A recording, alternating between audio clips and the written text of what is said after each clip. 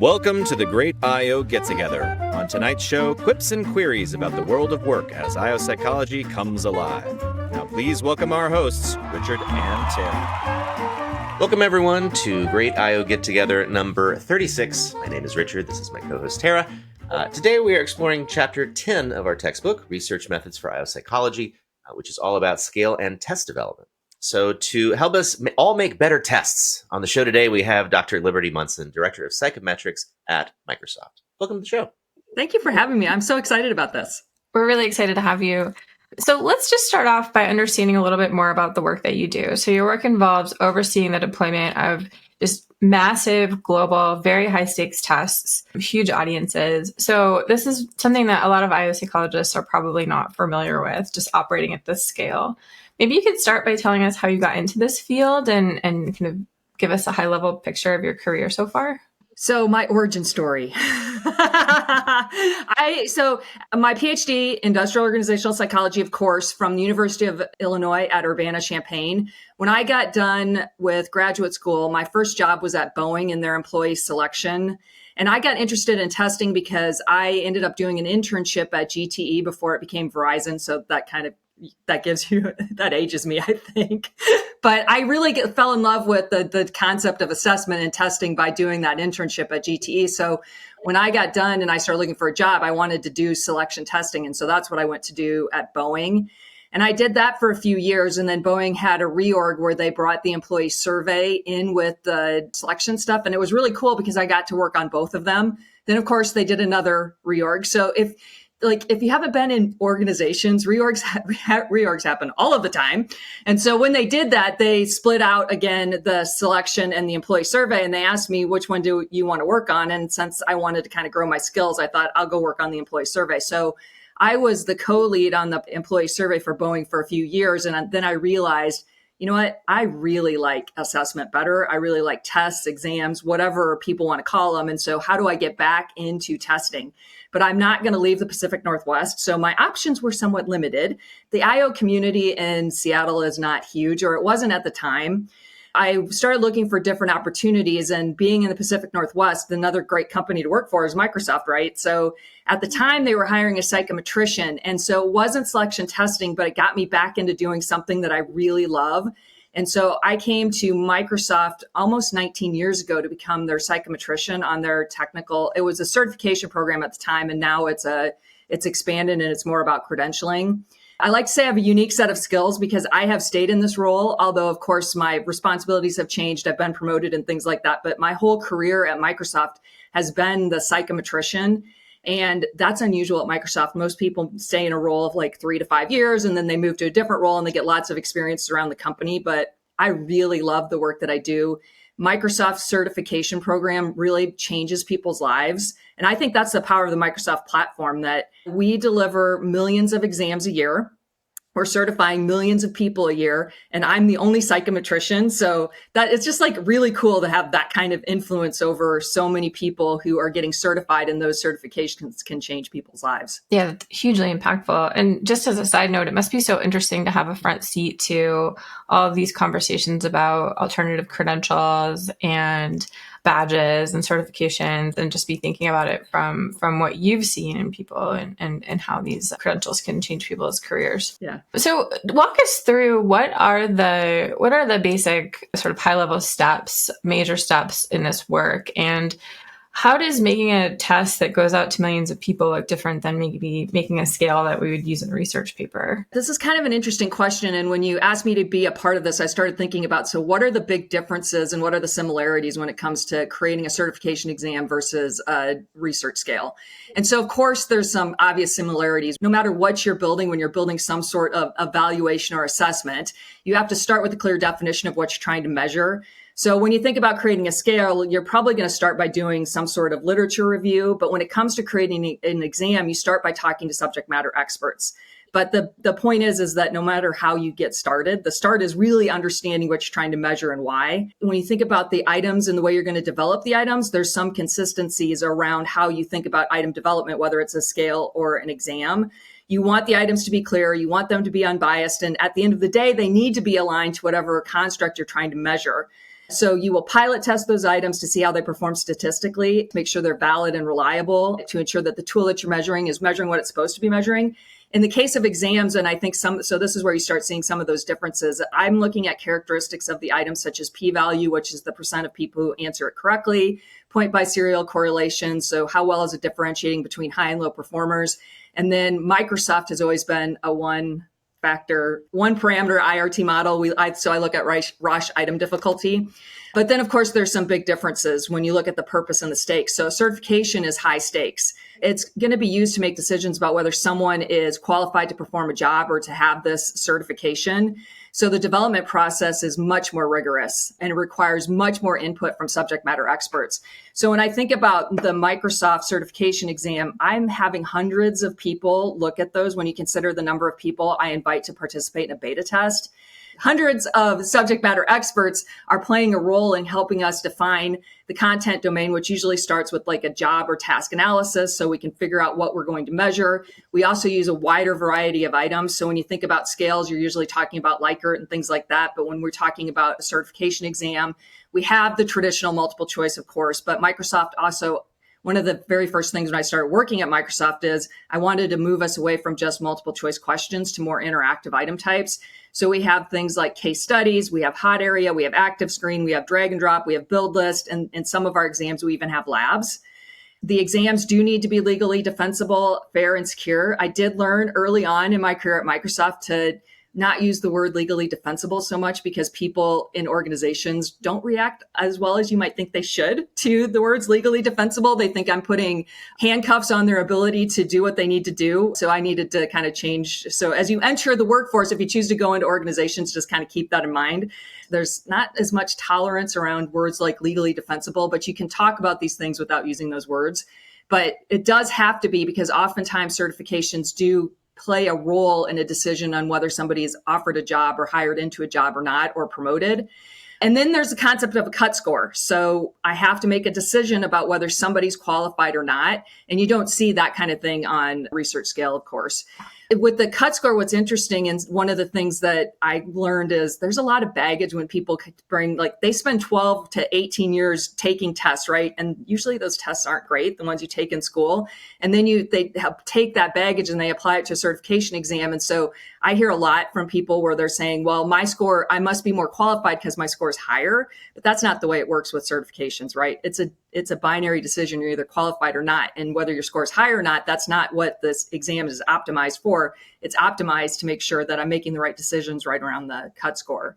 Another big difference is the security and maintenance. So for certification exams, we have to make sure that they're secure and delivered in a way to ensure that people don't have unfair advantages to do better. Cheating is a huge, huge thing that we have to deal with within the certification industry. And when you think about my exams, I'm basing them on content in the cloud. So I'm constantly having to update them. And neither one of those kinds of ideas, I think, apply to research scales. So it comes down to they're very similar when you think about them at like the 30,000 foot level around how you develop them. But because credentialing and certifications are high stakes, and they're about decision making, there's different process that has to go in place when I'm thinking about how we design and develop those versus what you might do with a research scale, which is more about understanding and exploring human behavior or experience. That's incredibly helpful. Yeah, and when you think about cheating, it's obviously only an issue when people care about the outcome, and other researchers might be thinking about insufficient effort or trying to identify people who don't care enough about taking the test. So we're still using our psychology skills, it sounds like, to understand the experience of the test taker. You know, we tend to talk about in the field reliability, validity, and fairness as the gold standard of test quality, right? These are the standards that we hold ourselves to as a field. Are there other pieces, though? So you mentioned security, you mentioned looking for cheating. Are there other things that you have to take into account that might not be on a researcher's mind? Like, are you thinking about the cost of the exam, for example, or other things when you're evaluating whether this is a high quality exam? So for me, I don't know to what extent some of the ways I think about exams really other researchers, like if you're thinking about scales and stuff, how much this would apply. But one of the things I've been very focused on in the last few years is trying to make our exam experience more inclusive and accessible. One of the challenges is because when you're doing a proctored exam, there's a lot of friction in the system, and that friction can make it and the experience, it can be inaccessible and it can be exclusive. So how do we change it so more people can get certified? So we've been doing things like I've reimagined all of our policies around accommodations, like what really does require documentation versus what is just a notification to our exam delivery provider that something is going to be different about the experience. So we've really kind of doubled down on when is documentation really needed? So medical documentation for many disabilities is super expensive. The fact that most certification providers, there's an age limit to how old the documentation can be. If it's like, it's got to be, Microsoft's used to be, it had to be less than 2 years old. So if somebody wants to take a Microsoft certification exam and they need some sort of accommodation, and I'm saying that the documentation to demonstrate the need is got to be less than 2 years old, a lot of people can't afford that. Some of the stuff, especially for like ADHD and those kinds of diagnoses, is a couple $1,000s. So that makes it incredibly expensive for some people to be able to request the accommodation. So we made some changes around being very specific when there's only 2 accommodations that require documentation. One is extra time, because that truly does provide an unfair advantage. And one is having another person in the room, because again, having somebody in the room that we don't know who it is, can create an unfair advantage. So we have removed a lot of the documentation requirements. The rest of the accommodations are just a notification to the exam delivery provider so they can notify their proctors. Some cases it requires the exam to be configured differently. And so we can just have the accommodation ready. We are also allowing more behaviors during the exam than many other programs. I did some research a couple years ago where we took and we looked at all the different types of behaviors that online proctoring was saying you can't do, like looking away from the monitor, fidgeting, mumbling, and things like that. And we evaluated what the security risk was if we allowed people to just do those behaviors. And so based on that research, we kind of came up with the risk matrix, and I made some decisions based on my risk tolerance for Microsoft certifications around what behaviors I would allow during an exam, because they're more likely to be driven by test anxiety than someone who's trying to cheat. And then finally, we also are allowing children in the room, which has actually opened up the Microsoft exams to more women, especially in third world countries where childcare options are much more limited. I'm super proud about that kind of stuff that we've been doing, but I don't know to what extent people think about the exam experience it should be more inclusive and accessible. I do have the luxury that it's an IT certification. And for the most part, if somebody earns certification, then they're really not qualified. Bad things aren't going to happen. So, in medical disciplines, they probably need to be more rigorous around some of these things that Microsoft's changing to make it more inclusive. But I'm just trying to balance that reality that we do want to have more people certified. We want to give people more opportunities because good things happen to people who have certifications. So, but at the end of the day, what my job really is about finding the right balance between psychometric requirements for validity and reliability and the reality of the business context. So you mentioned like budget. I never have the luxury of creating an exam the way I was taught to in graduate school. I don't think I ever have done that, actually. But I'm very good at figuring out how to reimagine the exam development process in a way that maintains that psychometric integrity while still meeting the reality of I have a limited budget and I have very aggressive timelines.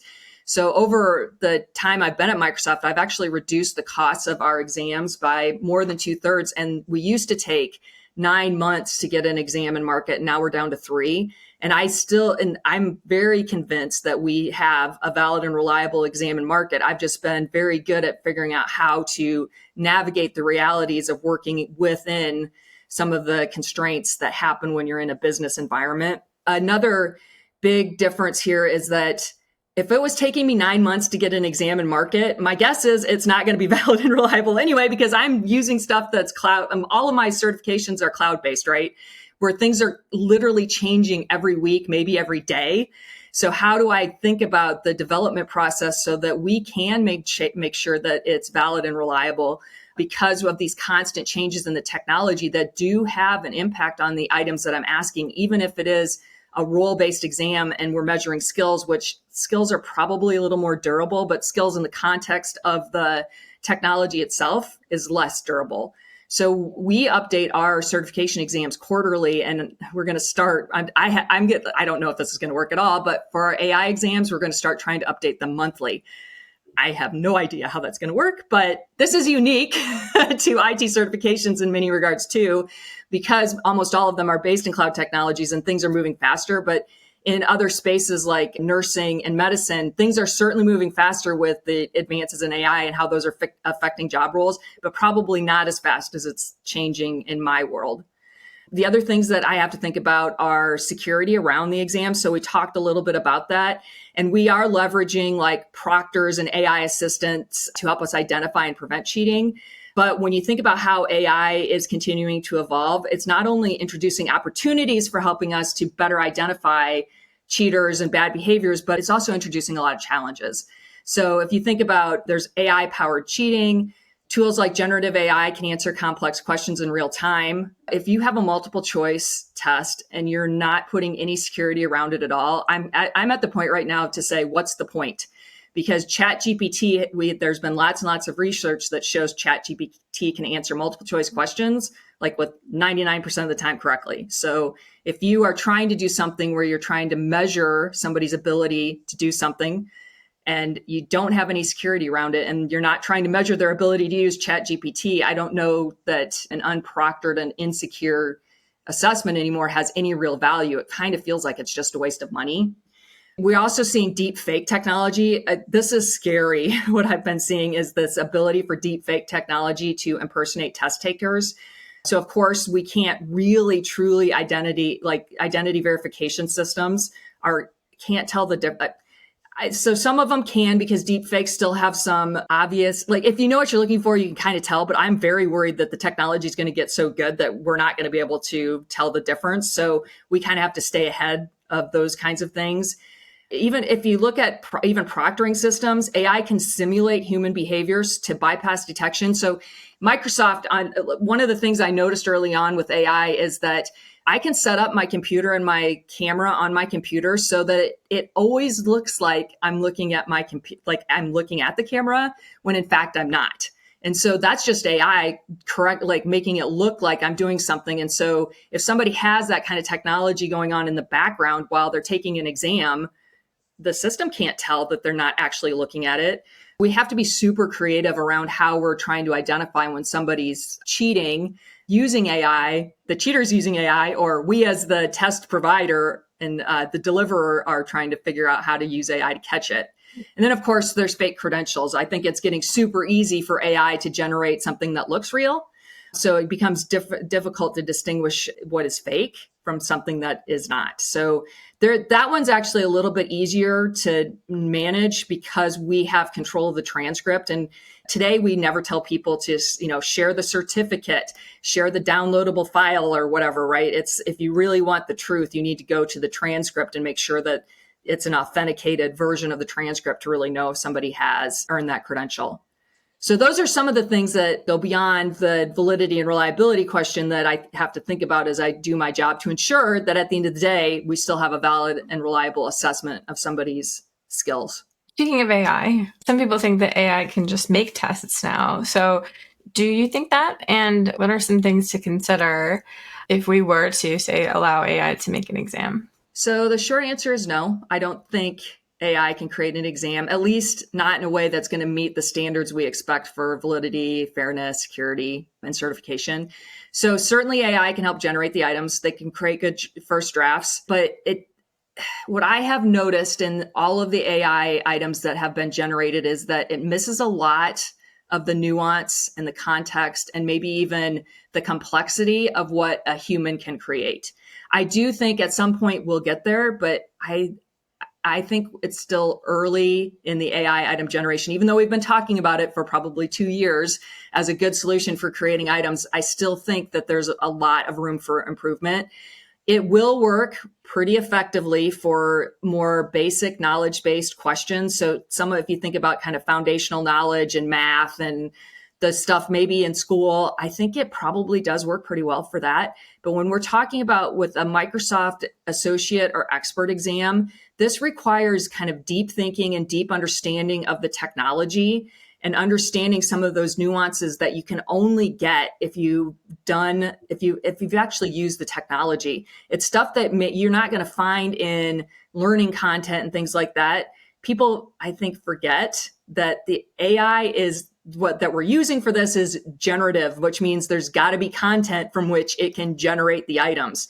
So one of the challenges Microsoft has, especially when we try to do this with new exams, is the content may not exist. So how do I generate items? In my space, we are trying to do some of this experimentation with AI item generation, and we're using it for an architect level exam, which I have some concerns because I don't think that AI is smart enough to understand some of the nuances of what it means to be a good architect of some of our solutions. But we can't start creating items yet because we have no content. It's a brand new role. For us, that's a challenge. And it's something to think about as people think about using AI to generate items is, remember, it's generative. It cannot create items if there's nothing from which it can use as a basis to generate. At least for the foreseeable future, you're not going to be in a situation where we can just automatically create items of quality using AI and do it on the fly. The human element is going to be critical. So there's this concept of humans in the loop and human on the loop. So in the loop means that the humans are actively guiding the item development, reviewing content, and ensuring alignment to whatever it is we're trying to measure. On the loop is more of an oversight. So I think some combination of those. Right now, it's got to be human in the loop when it comes to item generation. I think maybe 5-7 years from now, it might be more of an on the loop situation where you're just kind of checking for bias, checking the quality, making judgment calls that AI simply can't make. So AI is a powerful tool. We've been very focused on how we use it for AI item generation, but I think there's other parts of the exam development process where it could have some interesting implications. So the job task analysis, I've been doing a lot of experimentation with using that to help us create draft JTAs and taking those drafts and talking to SMEs. What's interesting about that is that we haven't done it much with original development because of my whole content problem, but we have been trying it for JTA refreshes. And the thing that I keep seeing over and over again is that AI keeps telling us to add stuff back in that my SMEs have told me they don't think it's important and shouldn't be in it. At some point, I think we'll get there, but I think it's funny right now that it's adding stuff back in that we have intentionally removed. I think that there are some interesting possibilities around using AI examinees. Originally, when I started thinking about AI and psychometrics, I was thinking there's probably some characteristics of items that would help us. If we had a system, like a smart thing like AI, could look at all those items and knowing the psychometrics of existing items, figure out if there's certain characteristics that led to an item being too easy, being too difficult, not differentiating, and then using that to help predict what the psychometrics will be for new items. I read an article about 9 months ago about this concept of AI examinees, and I just love the idea. Now, they didn't have much luck with it, but I think this is the direction that we need to think about how AI can help us solve the problem that we're going to get to a point where we can create a lot of items that we don't know the psychometric properties on. So how do we solve that problem? AI examinees is a very interesting idea to me. So basically, you're having AI create a population of people who meet your audience profile, and then they're essentially taking the exam. You get psychometrics based on those AI examinees, and then you can do your normal statistical analysis, which is just like a really neat idea. So I think AI could play a lot of roles, but can it develop a test? No. It's a powerful tool, but it's not a replacement for human expertise. The way Microsoft, so if you know Microsoft, we talk about AI in terms of Copilot. I mean, that's truly what it is. It's a collaborator, not a creator. And so we don't want to lose sight of that, because the minute we do, then we're building assessments that look valid, but then are actually not. Well, I couldn't agree with you more. I think a lot of students will find it heartening that there will still be work for human psychometric experts. If any students listening to this episode are interested in this kind of work, do you have any recommendations for things they should read or things they should do or how they should spend their time? Handbook of Test Development by Haldania. That's my go-to resource. I still look at that today. I don't actually know when that was published, but that's where I would start if you're really want a deep dive. I like to call it the Bible of test development because it's like a doorstop. It must be like 1,000 pages, but it's so detailed and it's so comprehensive that if you're interested in psychometrics at all, to really understand that, I think that's a great place to start. The Institute for Credentialing Excellence has a handbook too that's probably a little more, probably shorter.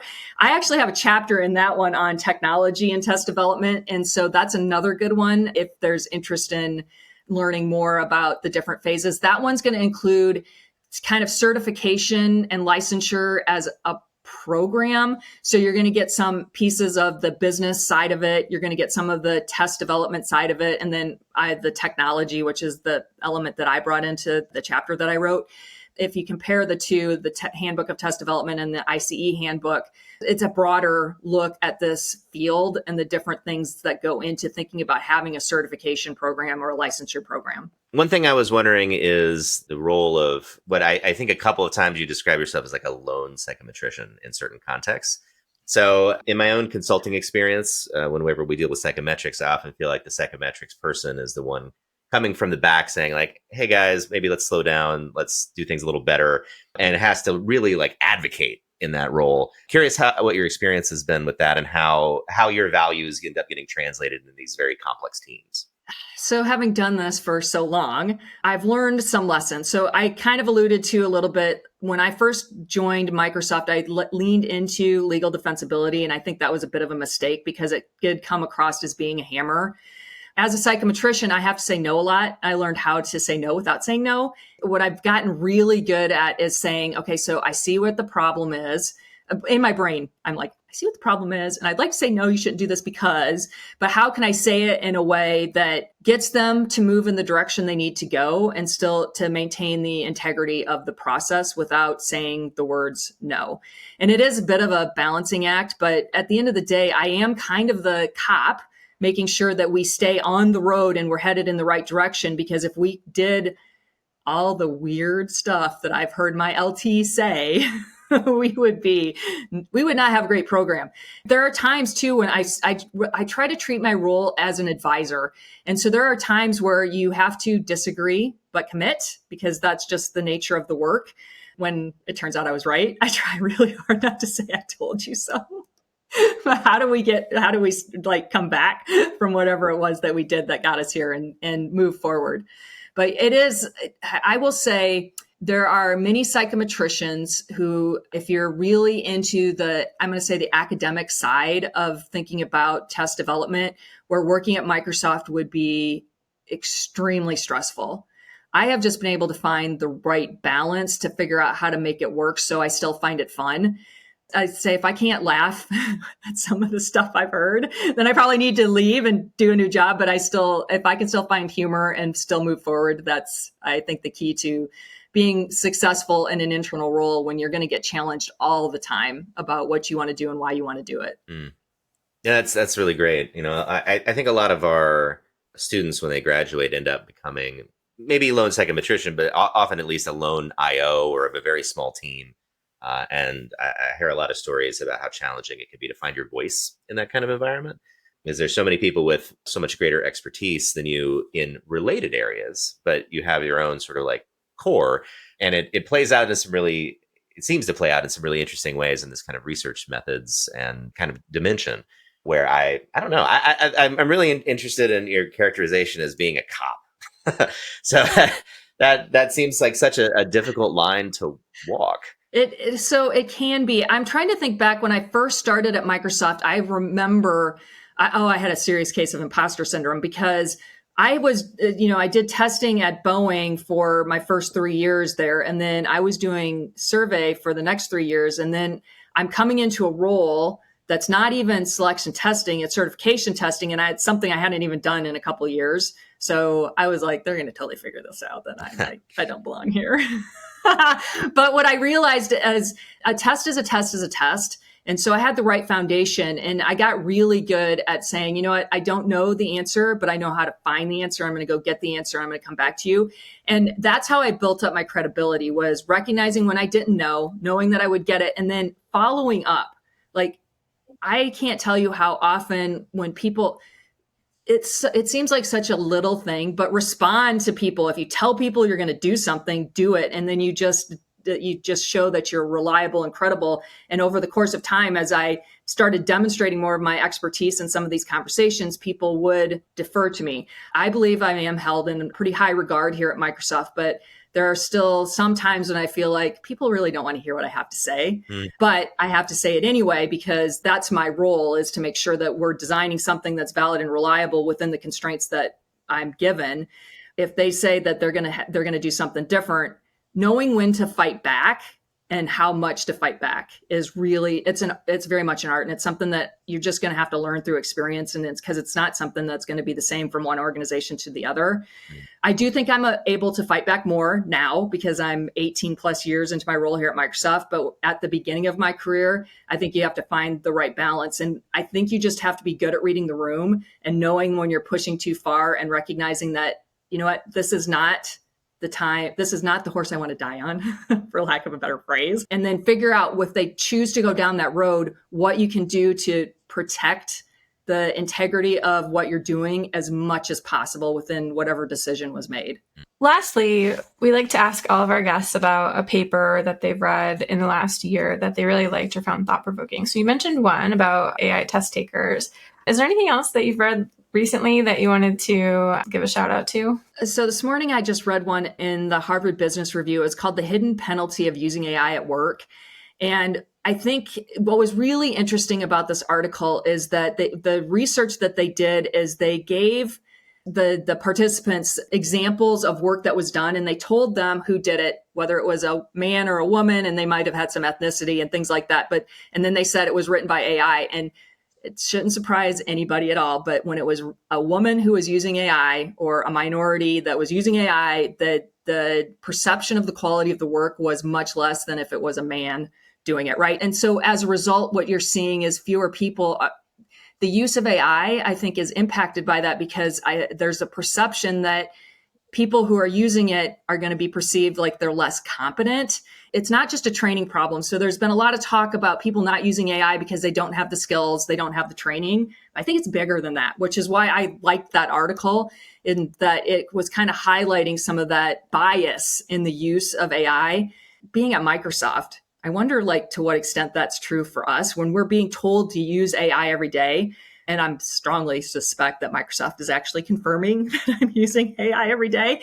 But if you have that bias, and if I'm using AI, is that somehow going to hurt the perception of my performance because I happen to be a woman versus somebody on my team who's using it who happens to be a man? It's just an interesting question. And I'm just super curious if that is something that would happen at Microsoft, because nothing tells me that it wouldn't, because that just seems like it's human bias. And then the other one I read, interestingly enough, Tara, is that the Journal of Business and Psychology, it was the AI-powered automatic item generation for psychological tests. So it's based on the use of agents. And we were just at Microsoft starting to think about agents a little bit differently. And what I loved about this article was that what Microsoft was doing around AI item generation at the time is we were trying to build in all the rules that I have around what makes a good Microsoft item into the prompt. Our prompt was really long and it was super complicated. And if there was even a hint of a rule that seemed to contradict another rule, it would ignore both of them. And so it was getting really hard to get the prompt to work and create good items. But what they did here is they thought about the item writing process in terms of the SME roles, and they split it up and they had agents doing each of the roles individually, that is just a fascinating idea. And so for me, being at Microsoft, agents are now a thing that I use every day, and it's not so new to me anymore. But I have to imagine that anybody who's not in IT, who's not dealing with AI all the time, would find this just an interesting take on how to think about using AI differently to make yourself more efficient. Don't try to put everything into one solution. Think about the jobs to be done and create an agent for each one of those jobs and make them work together, and you're going to get a better outcome. Yeah, I really like that paper too. Liberty, this has been a wonderful conversation. It's so generous of you to share your expertise and your hard-earned wisdom with us. And I'm very inspired personally about your outlook for the future. I'm glad to hear that there's still a need for human psychometricians. I totally agree with you. And thank you so much for coming. You're welcome. Thanks so much for having me. I had fun. That's it for another gig. To stay in touch, subscribe on YouTube, check out our website at thegig.online, join our LinkedIn group, sign up for our email notification list, and join our Discord. Thanks for joining us, and see you next time for another great I.O. get-together.